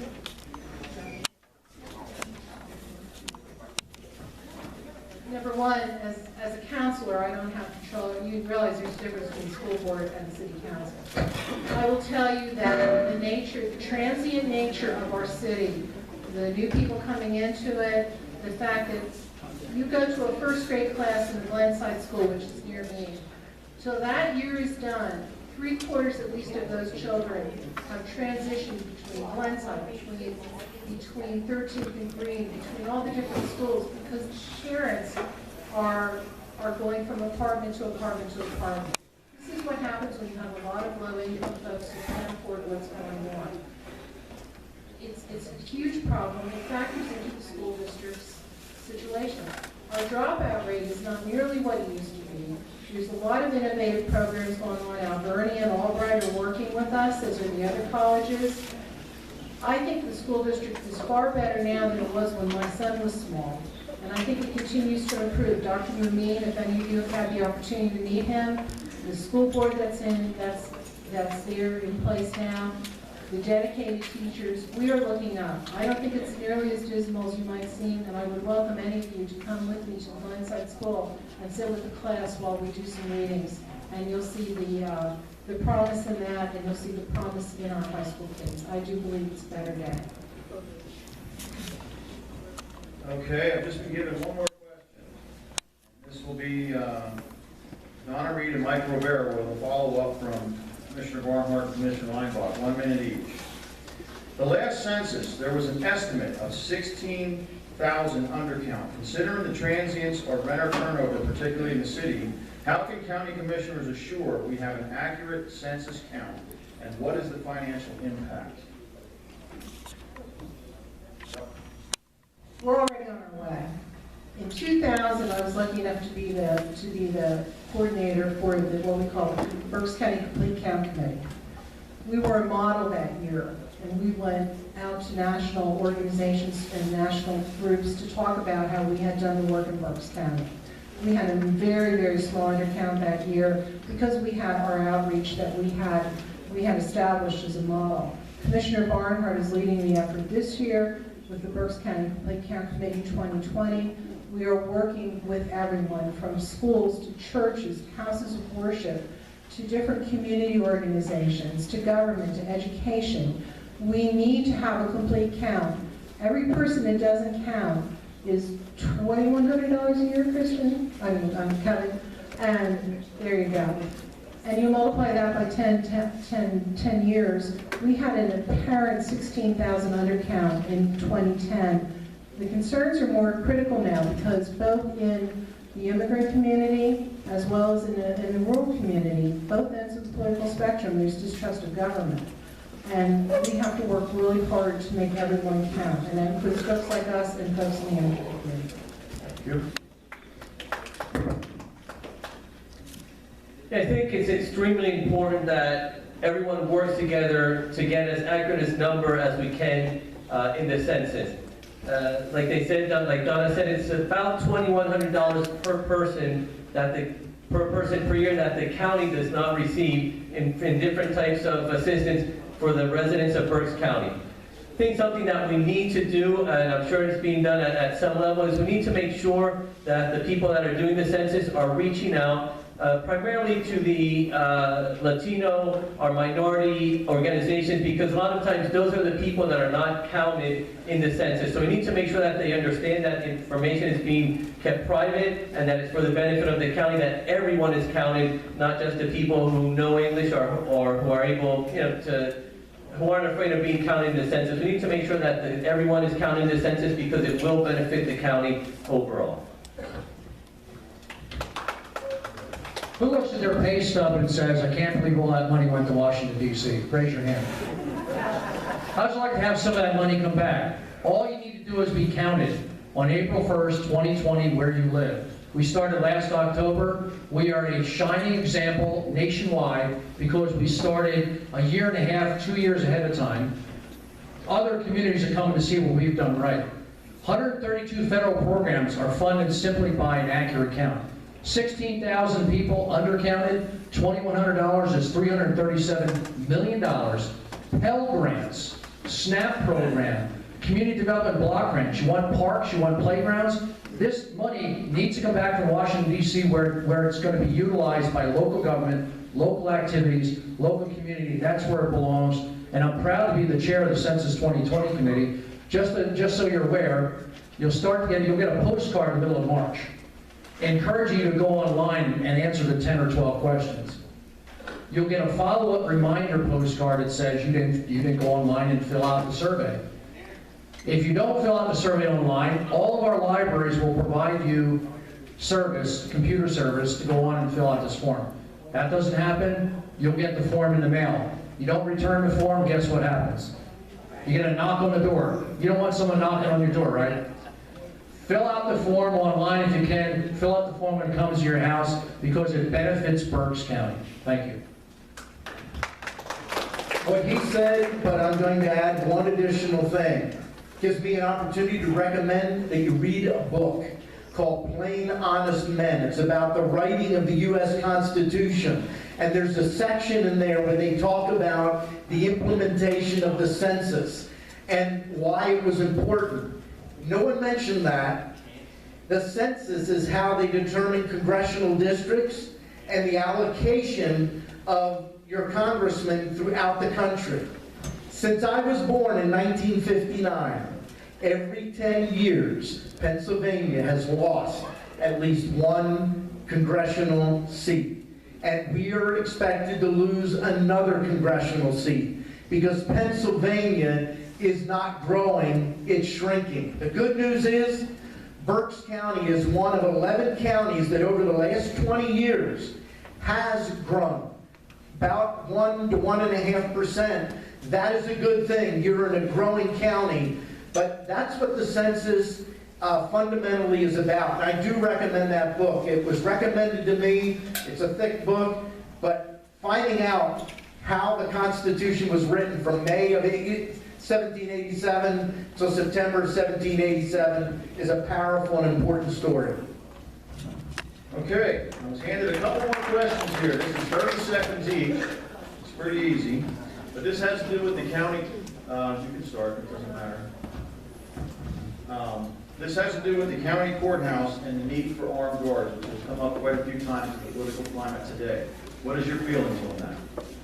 I spoke out that we do need armed security, but I do believe our sheriff's department has adequate manpower and staff and supplies to be able to do that with the K-9 force that he has, numbering 5. So I have said that all along. I do not think we need to incur additional money. I think we have in-house the necessary staff and equipment to do security at the courthouse and services center.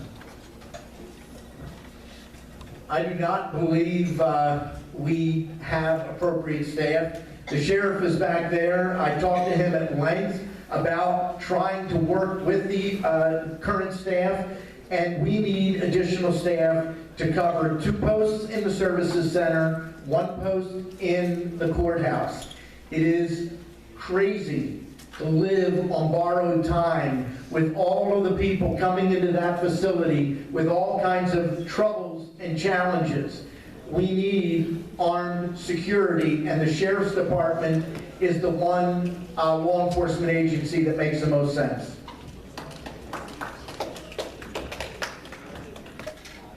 I agree with both commissioners that we do need armed security at the doors.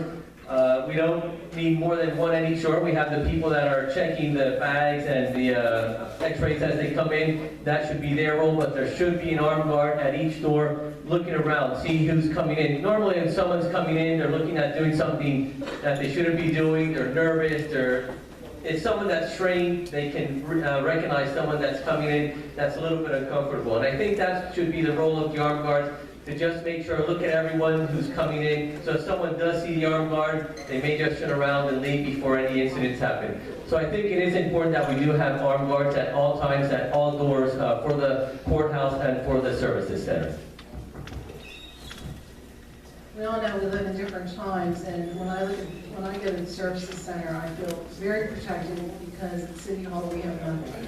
I can walk into City Hall with anything with me, and it's scary, and I think about it consistently when I think of Berks Township and some of the other places. I think it's advisable to have armed guards. I think it's advisable to work with the Sheriff's Department on that. I wish that it was a peaceful place. Right now, I think the security is working well. And I thought it was interesting today when I went to the commissioners meeting. I got on the elevator with someone who had with him, he had gone to the place where they make Louisville sluggers and had a new Louisville slugger with him.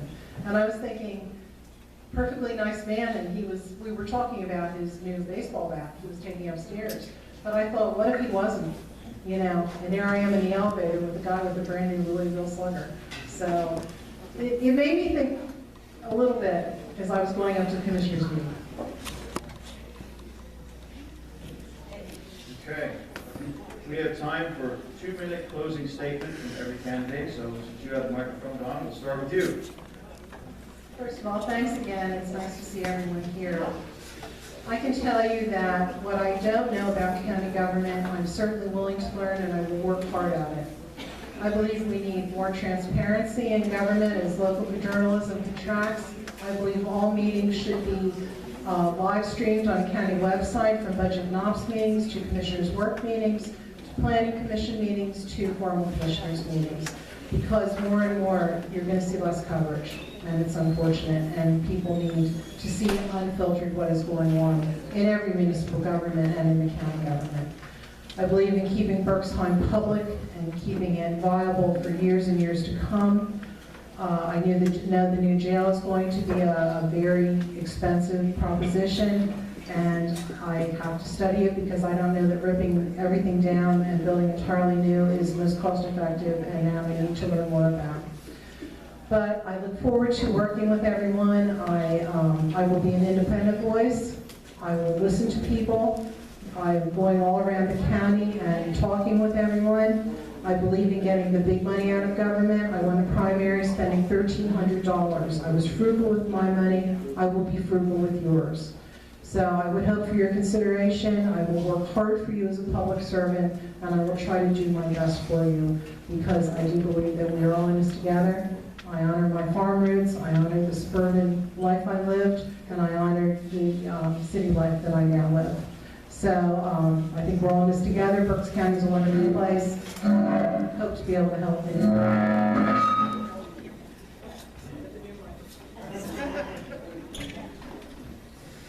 I want to thank the Berks County Patriots for putting this event together. I want to thank you for coming out this evening. Is that me? Okay. It tells me that you care about what's happening in the county and where the county is going. And that's why I'm running. I care about Berks County. I care about our future. I want to make sure that Berks County is in a better situation now in 4 years than it is today. Although today, I believe it's better than what it was 4 years ago. So I'm going to work hard. I'm going to make sure that Berks County continues to grow. I'm going to focus on economic development, on financial responsibility, and also working on keeping taxes low as well, because those are key areas to make sure that the county can move forward. So I'll be working with Christian Leinbach and whoever else will be there. I look forward to working together with everyone to make sure that we can continue moving our county forward. So I want to thank you again for coming here tonight. Remember, on November 5th, vote Rivera Leinbach for County Commissioner. For more information on what I believe and what Christian believes, you can go to makingberksbetter.com. Again, that is makingberksbetter.com. And you'll see on there our positions on different issues that are important to help the county move forward. So make sure that you get out and vote on November 5th. Don't leave it up to chance. Don't just not go and vote. You need to make sure that you get out, that you take your family, your friends, your neighbors to get out and vote as well, because we need to make sure we need to make sure that Berks County will continue to move forward within the next 4 years. Thank you very much. I too want to thank the Berks Patriots for putting us on this evening and giving us an opportunity to speak to you. I've not always been a full-time elected official. I spent the first 30 years in the private sector throughout numerous food service agencies here in Berks County. Spent the last 12 years as your county commissioner. Spent 36 years in local government. I think that's important to bring experience, because experience matters in this business. We have 40 departments, a $540 million budget, 2,300 employees. It's complex. It takes somebody who gets in there and gets the job done. I get out of bed each and every morning, and I go to work hoping that I can help improve Berks County and improve the community for its citizens. I've held the line on county positions. I've been a fiscal watchdog. It's very important to me that I watch your tax dollars, because they're also my tax dollars. I pay county tax dollars, just so everyone's aware of that. I helped create the merger of BARDA and Red Rose, Lancaster, and Reading's mass transit agencies. That merger saved us $2.8 million in over 5 years, county tax dollars. We improved service, extended lines, and brought back Sunday service for people that need that sort of transportation. Very proud of that. Brought to you voter verifiable voting systems this year. You have a paper ballot now. You actually have a voter verifiable system. Thank you. Number 4, I'm endorsed by District Attorney John Adams and the Fraternal Order of Police Lodge 71. I'm very proud of that. And last but not least, don't look at me as a Democrat or Republican. Look at me for my character. Again, experience matters, and for more information about me, it's barnhartfortberks.com, and thank you.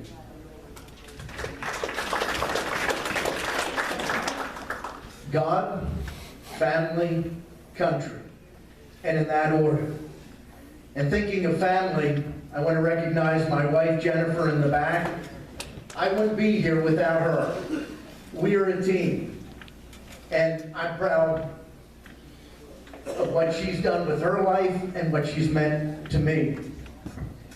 Almost 13 years ago, early in my first campaign, I received a note from someone I had gone to visit to ask for their support. And I carry that note with me in my wallet. I've done that ever since the day I received it. It says, "Dear Christian, I'm pleased to advise you that I will support you in your endeavor to win the election. You are qualified and I believe in you." And then he underlined in red, "Remember to be honest and communicate with the public. You will be a great commissioner. Good luck. Chet and Doris Perfetto of the Perfetto Agency." I carry that around for a very simple reason.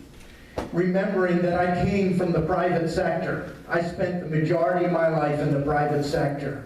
Remembering that it's everyday people that I answer to, not to some other politicians, not to some other people that matter. And I'm here tonight to end as I began, to ask you for your vote for Rivera and Leinbach, the team for Berks County Commissioner on November 5th. We believe in fiscal responsibility, keeping spending and taxes low, and helping the private sector grow our local economy. I have a question for you to consider. Are you better off today than you were in 2008? Rivera, Leinbach, together making Berks and Reading even better. Visit makingberksbetter.com. Thank you and God bless.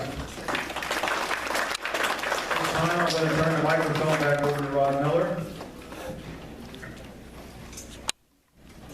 Well, first of all, I especially want to thank Jim Billman for coming out of his retirement again. He did an excellent job for us, and he kept us on schedule, and thanks a lot, Jim.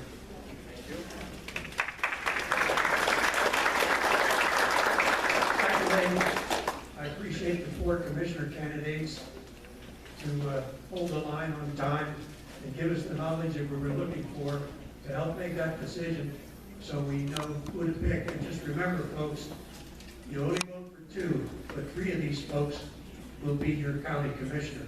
Keep that in mind so you make your choices. The only other minor point here is a latecomer. Jack Nunez, is he here yet? Joe. Oh, Joe, sorry. Joe here?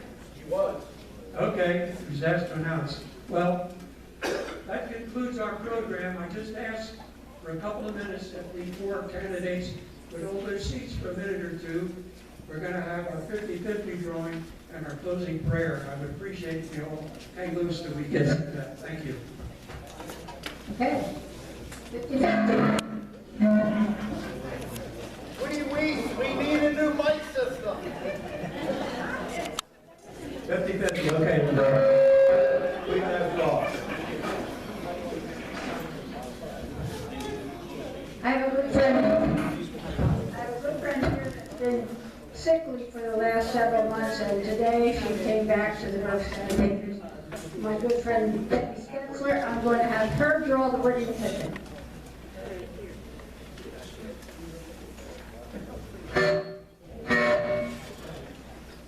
Okay, here we go. 524 081.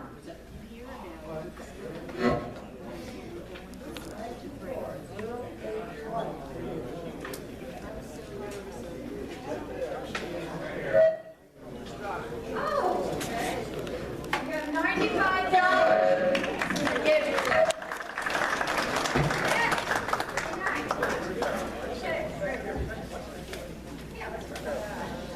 There you are. Okay. All right.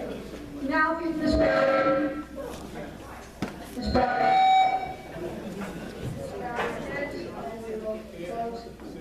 Prayer.